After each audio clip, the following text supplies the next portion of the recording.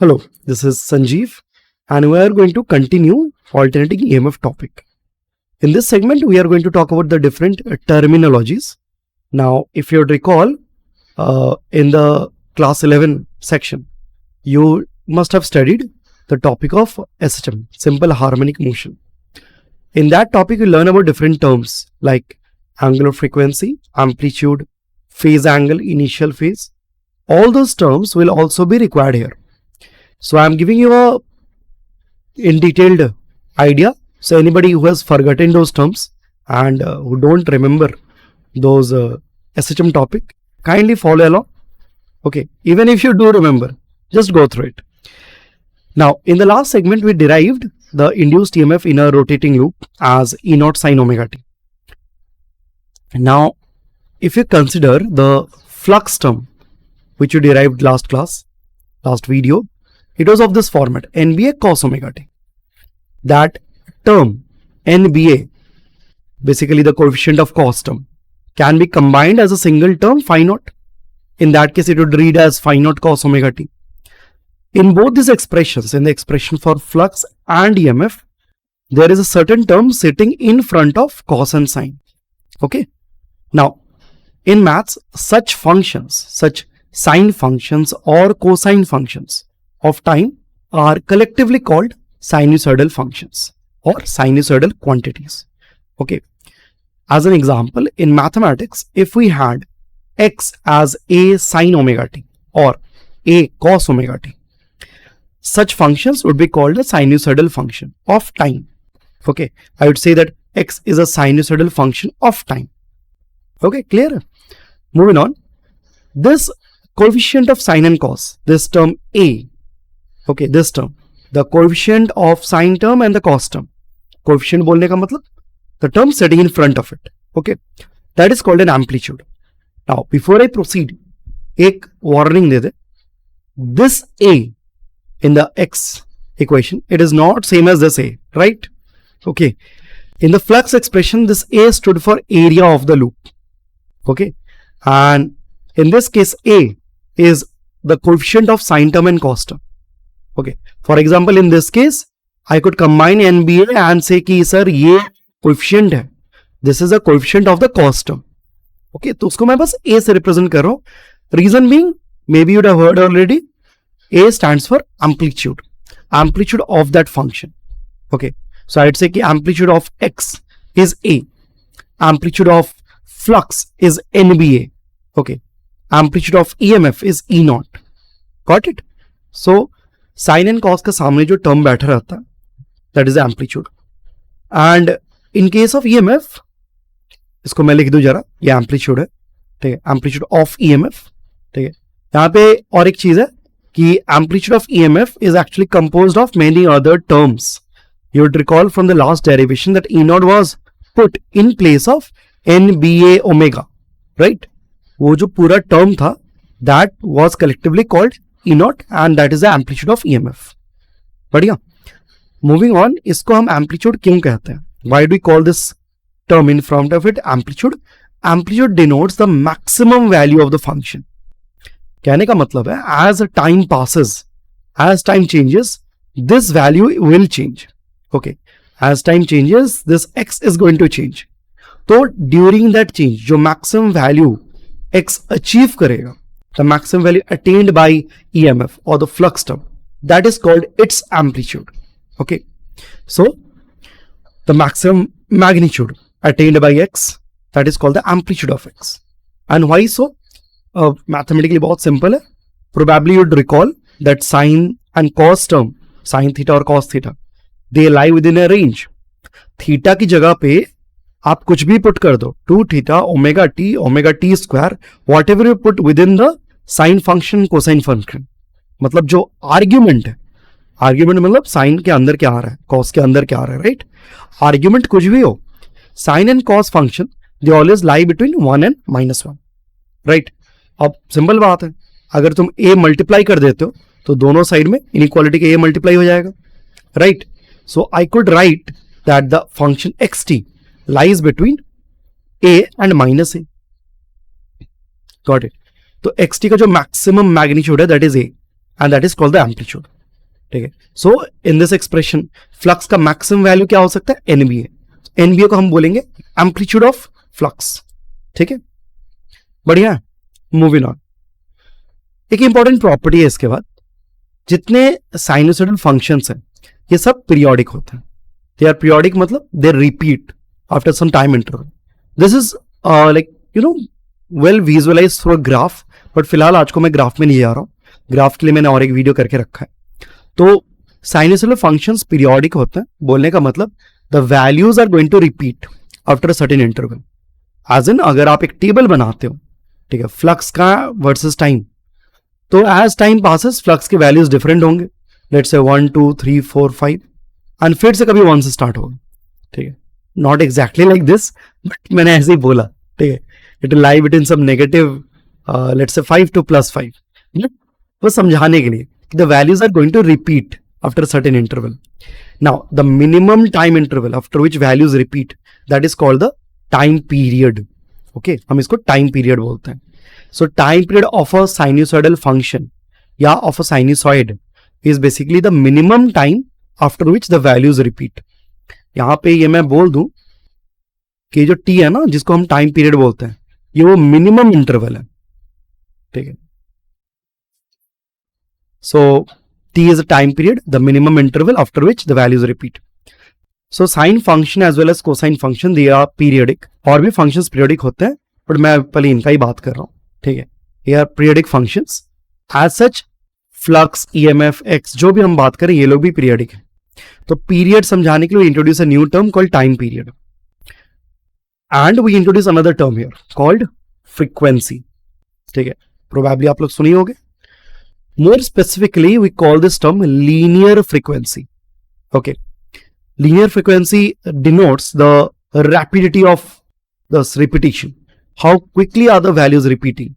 Okay, technically speaking, we say that linear frequency is number of oscillations per unit time. In this case, I would say number of repetitions per unit time या number of rotations. क्योंकि जो EMF का बात कर रहे हैं वहां पे एक rotating coil था. तो I could say there is a rotation, there is a repetition. So number of oscillations or rotations per unit time, that is frequency. Okay, mathematically हम लोग इसको कैसे डिनोट करते हैं? Simply by writing one open time period, 1/t. Okay, mathematically. Okay, and that is very easy to understand. नहीं तो एक बार फिर से बेसिक किताब पढ़िएगा थोड़ा जरा. ठीक है, capital T is the time period, time taken for one oscillation. So the number of oscillations in one time या unit time will be 1/t. Very simple unitary method. Now unit क्या होता है इसका? per second, but we often call it hertz. तो frequency अगर आपका 50 hertz, ठीक है, जो कि नॉर्मली AC सप्लाई का रहता है, तो इट मीन implies कि जो भी EMF का टर्म है, it is fluctuating 50 times in 1 second. There are complete fluctuations 50 times in 1 second. Okay, unit time में 50 times oscillate कर रहे हैं. ठीक है. Moving on. There is another term in relation to this, which is angular frequency. Now we'll talk about this particular term जो तब से हम लोग ओमेगा बोल रहे हैं. ठीक है, x के इक्वेशन में, phi के इक्वेशन में, EMF के इक्वेशन में there is this term omega t, the basically the multiple of time. Time के साथ जो टर्म मल्टीप्लाइड है, the coefficient of time, that term is called angular frequency. ठीक है, angular frequency का क्या रिलेशन होता है? It is 2 pi times the linear frequency or 2 pi by t. So kind of 1/t की तरह ही है. Frequency is 1 upon time period. Angular frequency is 2 pi by time period. Okay, we define angular frequency like this. तो omega is basically 2 pi f. Unit क्या आएगा? Radian पर second. ठीक है. Now एक बहुत इंपॉर्टेंट चीज है, हम लोग जब भी साइनोसॉइडल फंक्शंस का बात करते हैं, साइन एंड कॉस के इक्वेशन में टाइम का जो कोएफिशिएंट होगा that will be henceforth called angular frequency. वो एंगुलर फ्रीक्वेंसी कहलाता है. That also kind of denotes the periodicity, the repetition frequency, कितना जल्दी रिपीट कर रहा है. बट एक्सप्रेशन में 1/t ना होके 2 pi by t. ठीक है. अब यहां पे एक बात होती है कि जब आप ऑल्टरनेटिंग ईएमएफ का बात कर रहे हो, ठीक है, ऑल्टरनेटिंग ईएमएफ में हमारा जो ओमेगा था that was angular frequency, and इसका जो न्यूमेरिकल वैल्यू है that is also equal to the angular velocity of rotation. Just go through the derivation of the last segment, last video. The EMF was derived from the rotation of a coil. That coil had some angular velocity. In fact, notice वही angular velocity यहाँ पे derive होके आया था. ठीक है. So would I say that angular frequency is equal to the angular velocity of rotation? Can I say this? In this case, it is so. The angular frequency term of the EMF function, it is equal to the angular velocity of rotation of the coil. But this is not always the case. आप हमेशा ये मत मान लेना कि angular velocity rotation का जो होता है एंगुलर फ्रीक्वेंसी वही होता है. Not always. ठीक है. वो टर्म के ऊपर डिपेंड करता है आप किस चीज का बात करो. Whether you're talking about EMF or you're talking about flux or you're talking about power, there will be many alternating terms in this chapter. Her alternating term, her periodic term का angular frequency won't be equal to the angular velocity of rotation. ठीक है. There is no rule like that. वो derive करके पता चलता है. तो ये बस लकीली हो रहा है कि एंगुलर वेलोसिटी जिससे हम रोटेट करवा रहे थे लूप को, ठीक है, उसका numerical value and the angular frequency here that turned out to be same. Okay. Power में एक टॉपिक है जहां पर डेरिवेशन करके हमको 2 ओमेगा मिलता है. ठीक है. तो ध्यान रखना, angular velocity and angular frequency they are not the same thing. They could be numerically same, okay, but they are not necessarily the same idea. इस चीज को, इस पर्टिकुलर चीज को एम्फसाइज में करना चाहूंगा बहुत बार. ठीक है. I'll take some mechanical examples from the chapter of SHM. ठीक है. तो थोड़ा हम लोग डाइग्रेस करते हैं, थोड़ा हम लोग अलग हटते हैं. एक बार क्लास 11 के टॉपिक रिकॉल करो. Recall spring mass system. ठीक है. थोड़ा बहुत कि sir there is a block and it is connected to a spring has a natural length. कुछ बातें थी, जस्ट हल्का फुल्का ये रिकॉल करो. And consider the example of a pendulum. एक स्ट्रिंग के साथ आप एक बॉब को झुला दियो. ठीक है. In both cases you have a mean position. अब what did you mean by mean position? It's a location. In case of a spring mass system, mean position is a location where the spring does not exert any force. In other words the net force is 0. ठीक है. तो that is a unstretched length of the spring. Spring जब अपने natural length में रहेगा, वहां पे अगर ब्लॉक को रखते that will be the mean position. Pendulum के लिए वही मीन पोजीशन या vertical location, right. Vertical location is a mean position. अब आप क्या करते हो? दोनों को डिस्टर्ब करते हो. तो for example you disturb the block or the pendulum from its mean position. Once you disturb it and release it, it will start oscillating back and forth. दोनों cases, this oscillation of the pendulum and the oscillation of the spring mass system, दोनों mean position के about होते हैं and दोनों periodic. Block का displacement समझाने के लिए I might introduce X as a variable. Pendulum का मोशन समझाने के लिए I might introduce delta as an angle के टर्म्स में, कितना एंगल वो दूर जा रहा. In both cases I repeat the motion is periodic. And if you try to denote the mathematically, you will come across sinusoidal functions. Sinusoidal functions, they can be used to represent periodic behavior. तो दोनों examples अगर periodic हैं, दोनों में मैं sinusoidal functions use कर पाऊंगा. तो पता चलता है क्लास 11 में जब आप डिराइव करते हो, एक्स का एक्सप्रेशन जो होता है वो एक्चुअली साइनोसॉइडल आता है. It's of the format A sine omega t or cos omega t. Delta, the angle through which the pendulum turns, उसका भी एक्सप्रेशन साइनोसॉइडल आता है, साइन या कॉस. ठीक. अब मैं ये सब बातें क्यों बोल रहा हूं? बिकॉज मैं यहां पे दिखाना चाहता हूं कि ये जो ओमेगा टर्म है, it is the angular frequency of the motion. This omega is the angular frequency of oscillation of the spring block system. This is the angular frequency of the pendulum. But ये angular frequency in this example they are not angular velocity. तो ये ध्यान देना. ठीक है. अच्छा, पहले मैं ये लिख दूं कि sinusoidal functions they are helpful in describing periodic motion. एक फंडामेंटल आइडिया. ओके. पहले केस में स्प्रिंग मास सिस्टम में एंगुलर वेलोसिटी तो हो ही नहीं सकता. You can not talk about an angular velocity to begin with, because the motion is actually 1D. It's a linear motion. There is no angular motion at all. There is no angular velocity involved in the spring mass system. So obviously thinking that this omega also is equal to angular velocity, that will be plain stupid. ठीक है. ये angular frequency है, denotes how quickly the block is moving back and forth, but it has nothing to do with angular velocity. ठीक है. Obviously इस case में भी omega will be equal to 2 pi f or 2 pi by time period. In the case of pendulum, once again, the omega is again angular frequency.